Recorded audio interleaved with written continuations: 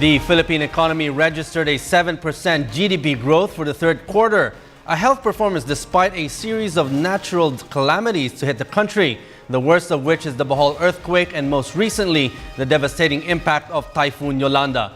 To sustain growth for the rest of the year, what challenges does the country face? And joining us tonight live via phone patch is Mr. Bill Luz, co-chairperson of the National Competitiveness Council. Good evening, sir, and welcome to NewsLife. Good evening. Sir, the 7% GDP growth for the third quarter of 2013. Now, what is the overall reaction of the private sector and what contributed to the slight drop of the growth? Well, we're happy with the performance thus far. It's a little lower than previous quarters, but overall for the year, we're still ahead. No, I think what we're looking at is really a slowdown in the agricultural sector.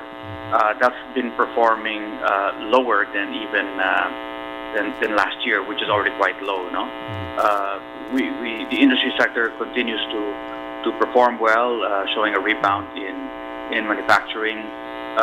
Services slightly off, but working, performing strongly, but slowing down just a little bit. But I think agriculture is the one area where we have been hit and moving slow. And I think something like mining, we have a missed opportunity. That's extremely low. That's negative. So or if we take a look, it's negative. So now with the country focused on the impact of Typhoon Yolanda in the Visayan region, how significant will the impact be on the prospects of attaining a 6.5 to 7% GDP growth? Well, it presents a lot of challenges, and Yolanda, hit in November, so we'll see the effect in the fourth quarter of this year and the first quarter of next year, probably. Again, it hit across all sectors. It affects agriculture and industry and manufacturing, service, tourism, in a lot of areas in those regions of regions 5, 6, 7, and 8. But it's the cumulative effect, I think, of the typhoons, not just Yolanda, but actually there is quite a series of strong storms, not counting the earthquake in the Bohol, Cebu area. But there really has been a series of very strong storms in the third quarter, leading up to the fourth quarter before Yolanda. So that will have an impact, I think, on the economy. I don't know how much yet, but that has taken its toll, particularly on the agricultural sector. So you mentioned with manufacturing that industry has sustained high numbers in maintaining growth in this area. Do you feel this will continue for the rest of the year? Well, I think it should continue for the rest of the year, with the exception of the areas affected by Yolanda. No, but for the most part, a lot of the manufacturing capacity is based elsewhere, in Luzon in particular. So I think we should continue to see strong manufacturing, at least in those areas. So with regards to consumer spending, is it maintaining the pace of its growth? Consumer spending is moving along. It's a key driver for sure for the economy, and it's dropped off a little bit, but it's holding its ground. No, I think maybe we will see some change in the pattern in the fourth quarter. Again, as a result of Yolanda, I would expect people to rethink how they will spend, and so we should see some changes in the pattern of that spending, and I think we should just expect that. That's a natural reaction after a storm of this magnitude. So now looking at government spending, now given the rehabilitation and reconstruction program of the government for the areas devastated by Yolanda, it will surely increase. And how much impact will this now have on economic activity, like creation of jobs? And now what role will the private sector or business be playing in this massive reconstruction program? Well, the government spending for infrastructure has has been strong to begin with. And there was a plan to really increase that spending in infrastructure by a percentage point of GDP every year going out to 2014, 15, and 16. So that spending would have been ramped up. I think it's going to be accelerated and expanded even more so now because of the damage sustained by the series of storms and the earthquake. So I would expect that to actually have a positive effect over time. There has to be also a lot of private construction, both commercial and residential, because if you take a look again at the impact of Yolanda, I believe private structures, private infrastructure, private property, private assets probably took the bigger hit as opposed to the public infrastructure.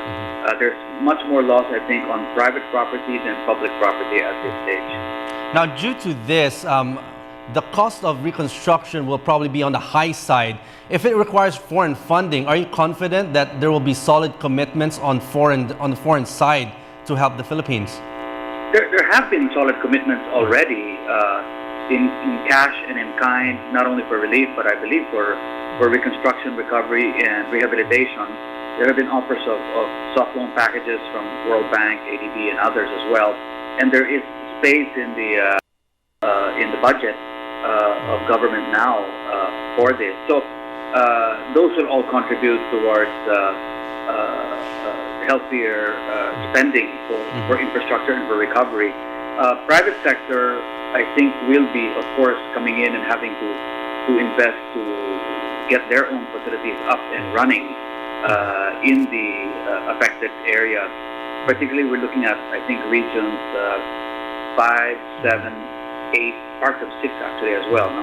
So it's kind of spread out. So there's a lot of work that's going to be going on. I think that will have a positive effect, and the sooner it starts, probably the better for those communities. It will begin to pump prime the economy. It will provide jobs for people, but most of all, I think it will give hope to those people in those areas. So we have to step up and step up fast. So now, despite the ill effects of nature's fury, this happens every year. Now, today, how solid are the economic fundamentals to ensure that growth will be sustained and poverty incidents will be addressed more effectively?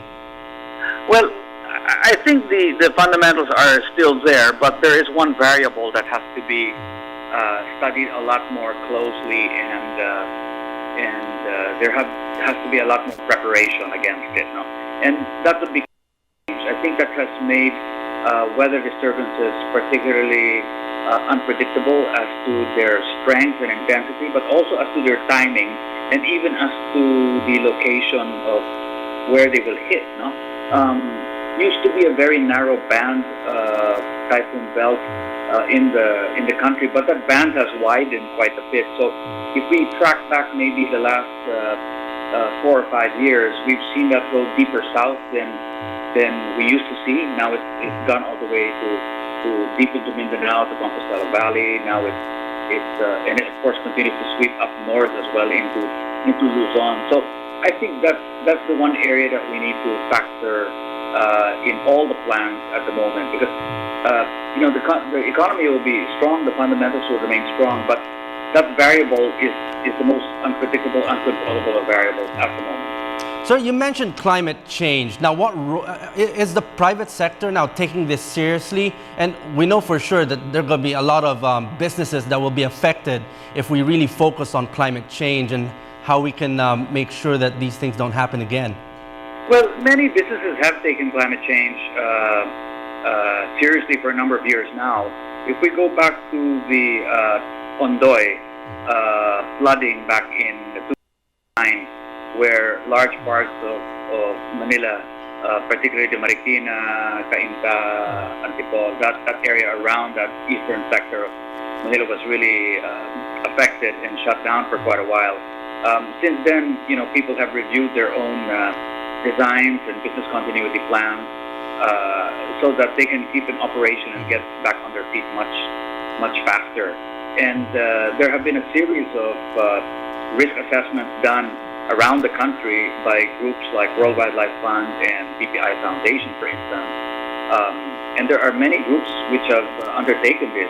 Manila Observatory, the government's own agencies have geohazard maps. So now I think we just have to pay even closer attention to this because, as I say, it's become less predictable as far as intensity, timing, and location is concerned. But yeah, we've certainly paid attention to it and made changes, but I think we need to make more changes again as far as the urban plan, as far as designs are concerned.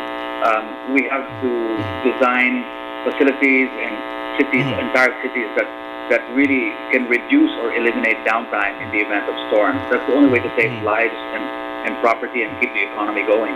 So, and finally, sir, what in the private sector, with regards to government spending, what will be your role in trying to monitor the government spending in terms of infrastructure spending and all this throughout the rehabilitation and reconstruction? I think the most important task now actually first is to just be aligned on the spending, especially for the Yolanda affected areas. It really makes a lot more sense to make sure that the public spending on infrastructure, for instance, and the private spending on rebuilding the buildings and facilities and infrastructure are very well aligned and synchronized. They must be in the same place and move kind of more or less at the same time to bring communities back to their feet and get them active. So I think alignment and synchronization is the most important. Then the monitoring, of course, to make sure that things are happening on the ground and are being spent properly. And then the third aspect of the monitoring, of course, is to make sure that things are put in place at not only in the right places, but at the right time and at the right cost. Which has been the DPWH mantra for the last 3 years. They've done a very good job at doing that. So I think we need to continue to support that.